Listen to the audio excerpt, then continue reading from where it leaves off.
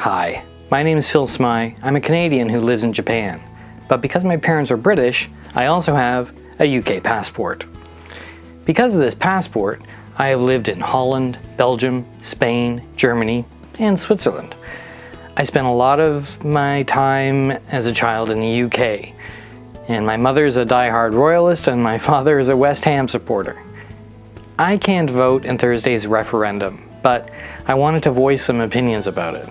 And what better place to voice opinions than the internet? I want to talk about three things. First, there's this very slick movie called Brexit the Movie that is horribly inaccurate and designed to provoke fear and anger. I want to address some of the points in that film.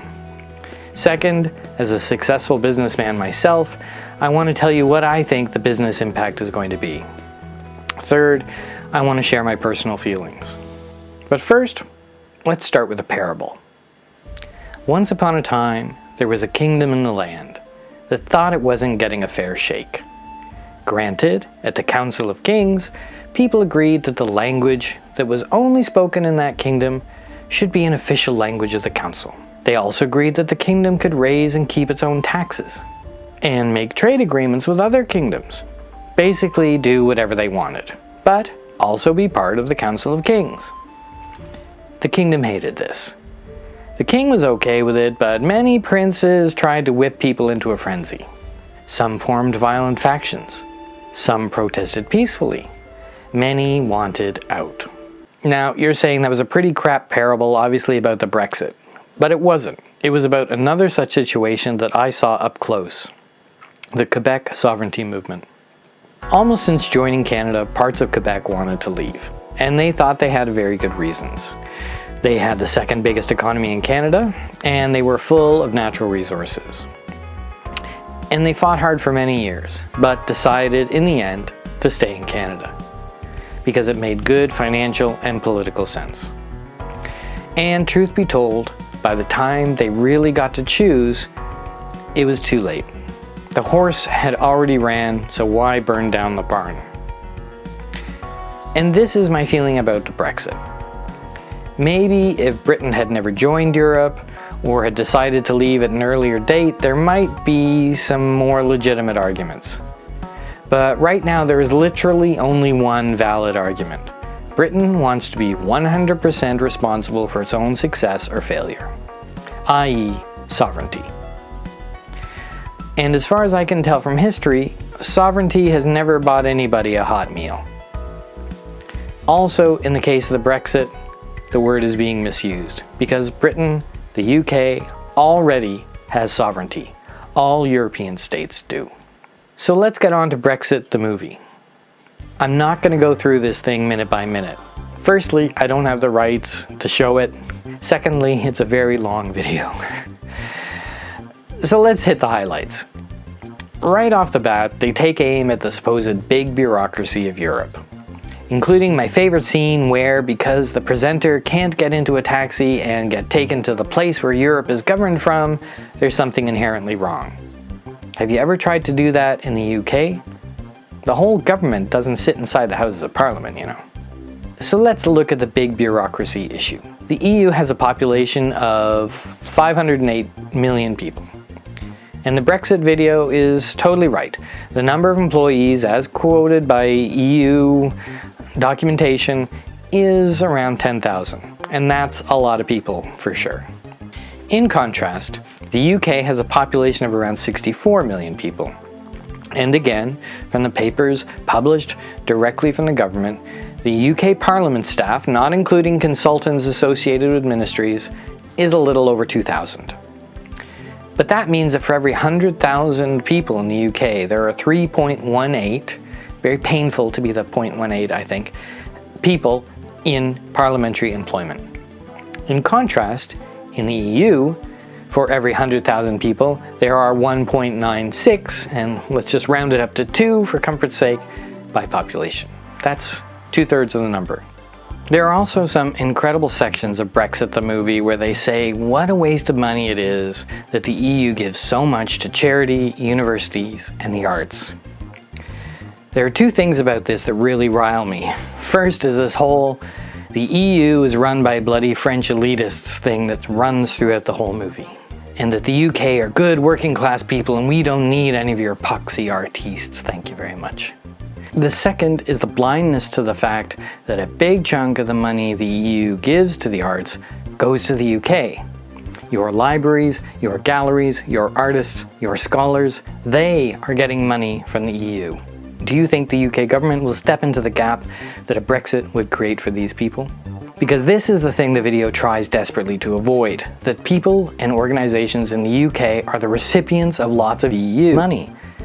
And there's nothing wrong with that. This is your right as a member of the EU.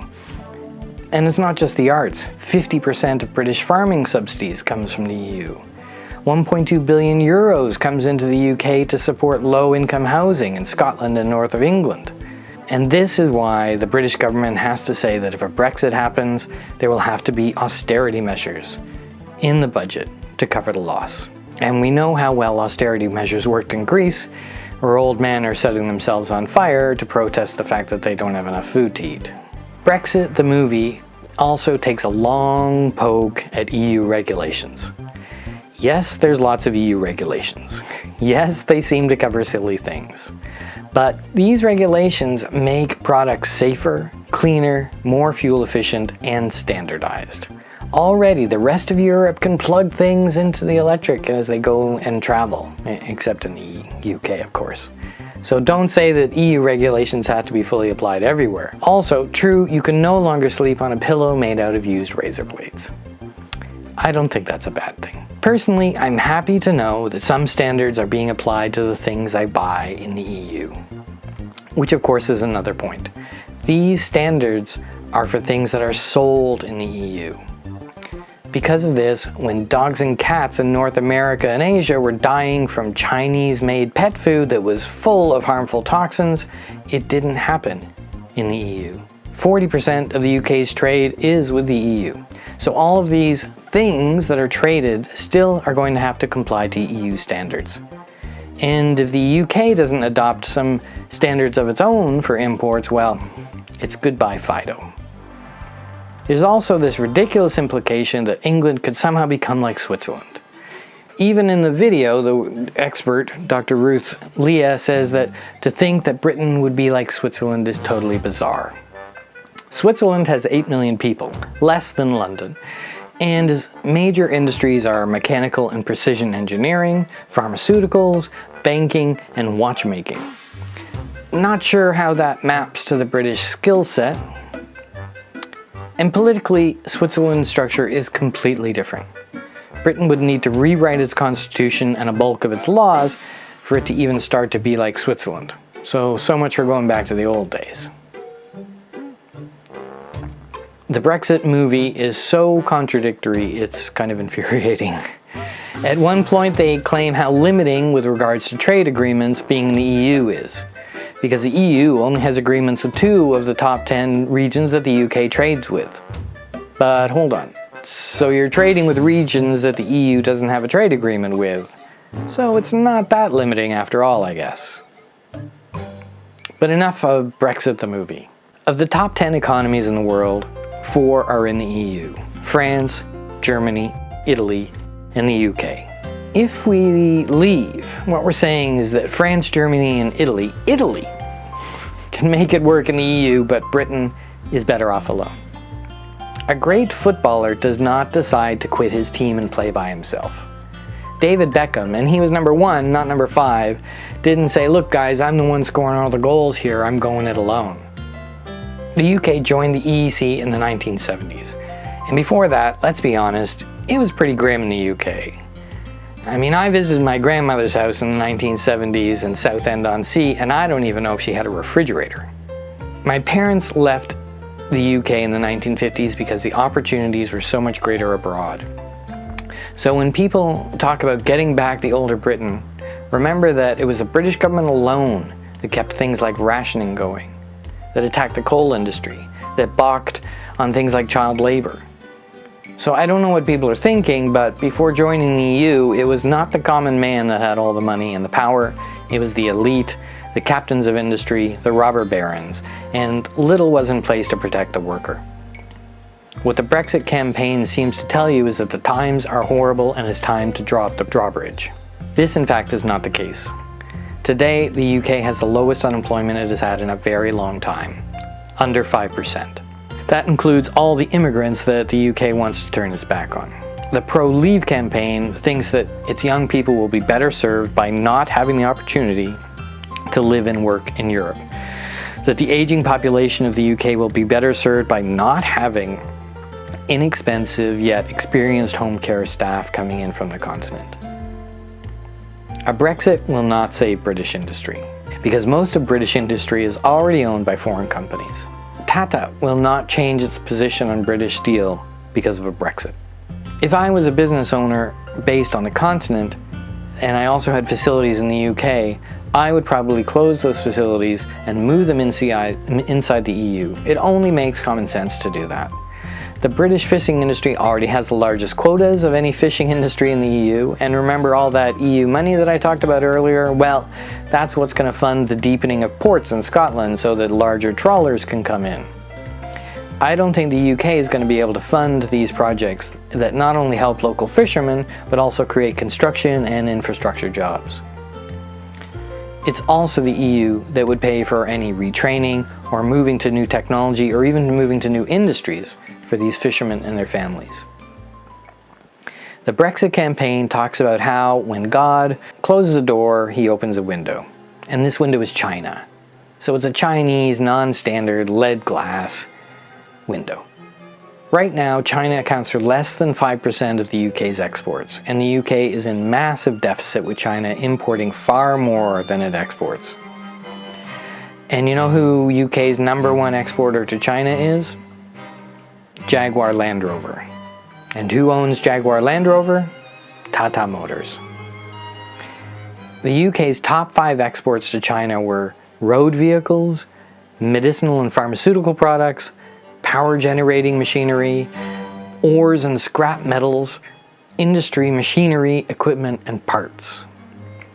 And in those areas, those imports only account for 1% of China's imports in that area, i.e. bucket, drop. Tata stock is already going down because of Brexit fears. And what happens when a price of a stock goes down? Companies cut costs. What's a great way to cut costs? Employees. But enough of all that. Enough of the business, the statistics, and all that crap. Here's my personal feeling. We live in a world where we're all getting more and more closely connected. It's a scary thing. You feel like you lose control when your neighbor can find you on Facebook and see that you went to a party and didn't invite him. But that's the world we live in right now. As a UK citizen, you have an incredible opportunity to take part in that world. You have access to all those countries, all those people, all that culture, all that food. The UK is not the only place in the world that values sovereignty. And the UK is not the only place in the world that values its history and its culture. But by being part of a group, you don't lose anything. But by being part of a group, you need to participate. And if you don't know who your MEP is, that's not all your MEP's fault. You can make the effort. And your MEP should also make the effort. It's insane to think that the UK does not have a voice in EU policy. Of course it does. A certain member who's working very hard to get the UK out, even though he in fact is an MEP, was on the EU Fisheries Council. He could have had a voice. He could have made changes to help the UK fishermen, but he never went. Out of 42 meetings, he attended 1. You can't say a group doesn't work if you don't show up. Other countries in Europe, funnily enough, the ones that have the best performing economies, are the most active inside the EU Commission. The EU Commission is run in English. Despite this incredible fact, UK MEPs are rarely in attendance. As citizens of the UK, you do have the right to be outraged about how the UK is involved with the EU. But the answer is not to leave, the answer is to participate more and to make the whole union stronger. You probably didn't watch this whole video. You probably don't think I have a right to weigh in on this issue, but I can tell you, as a British citizen, as a businessman, and as a lover of this great collection of unique cultures that Europe is, I would be very sad to see the UK leave. And I hope it doesn't work out that way. Stay in.